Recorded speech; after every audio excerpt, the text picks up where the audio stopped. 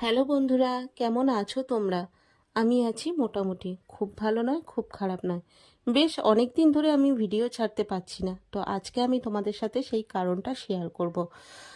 আমার বাবু হওয়ার পর আমি কাজটা টোটালি বন্ধ করে দিয়েছিলাম। 4 বছর আমি বাড়িতে বসেছিলাম, কিন্তু এখন আর বসে থাকলে চলবে না। যা পরিস্থিতি পড়েছে, যা দিনকাল পড়েছে, দুজনে কাজ না করলে কিছুতেই সংসারে সামাল দেওয়া যাচ্ছে না। যখন থেকে বিউটিশিয়ান লাইনে ঢুকেছি, আমার খুব ইচ্ছে ছিল নিজের একটা পার্লার করার। আর সেই সুযোগটা আমি পেয়েও গেলাম, যদিও বা দোকানটা নিজের নয়, ভাড়ার। জানি না নিজের করতে পারবো কি না, কিন্তু চেষ্টা করতে ক্ষতি কি আছে। দোকানে আমি বিশেষ কিছু কাজ করাইনি, কারণ একটা দোকান করতে প্রচুর পরিমাণে টাকা লাগে। আমার কাছে অত সামর্থ্য ছিল না। দেখো, বড় একটা কাঁচ লাগিয়েছি আর কয়েকটা র্যাক লাগিয়েছি কাঁচের, ছোট ছোট প্রোডাক্ট রাখার জন্য।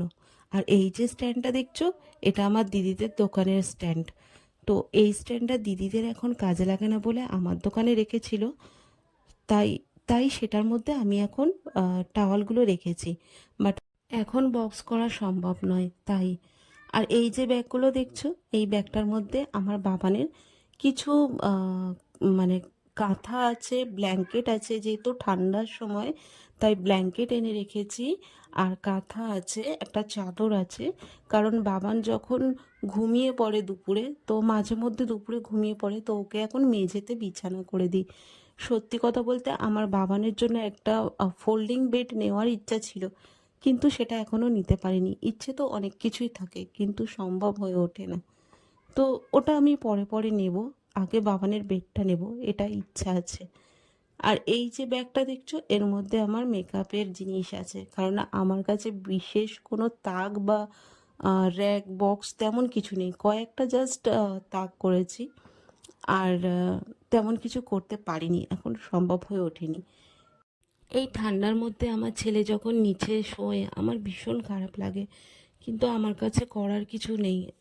এখন এই মুহূর্তে সম্ভব হয়ে ওঠেনি যে বাবানের জন্য একটা ফোল্ডিং বেড নেব। বাট আমি নেব, একটু আমার সময় লাগবে। আর কাস্টমার আসলে বসারও তেমন একটা বেঞ্চ নেই, তোমরা দেখতে পাচ্ছ। জাস্ট দুটো চেয়ার আছে, আর এখানে একটা শ্যাম্পু স্টেশন আছে। এদিকে একটা ওয়াশরুম আছে, আর ওয়াশরুমটা খুব ছোট্ট।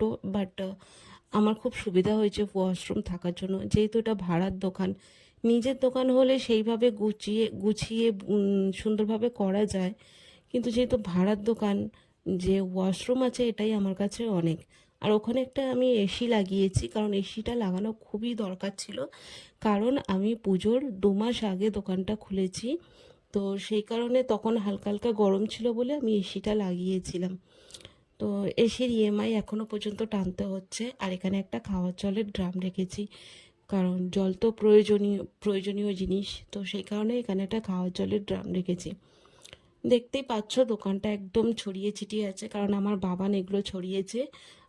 ও যেহেতু একা থাকে। আর আরেকটা কথা, আমার এই কাজে না স্টিকার লাগাতে হবে, তো অনেক কাজ বাকি। আমি সেগুলো সব আস্তে আস্তে করব, কিন্তু এই মুহূর্তে আমার কাছে সম্ভব হয়ে ওঠেনি, জানো তো।